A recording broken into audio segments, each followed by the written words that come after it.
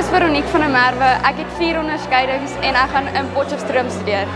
Hallo, ek is Relien Esterhuis en ek het 6 onderskeidings. Ek gaan hierdie jaar by NWU gaan studeer vir CA.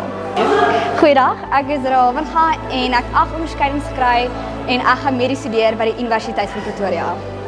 Ek is Janay van Blerk en ek gaan volgende jaar by NWU studeer. Hallo, ek is Aminay Pinaar. Ek het 6 onderskeidings. Ek gaan volgende jaar by die Universiteit van Stellenbosch swat en ek wens almal baie sterkte toe.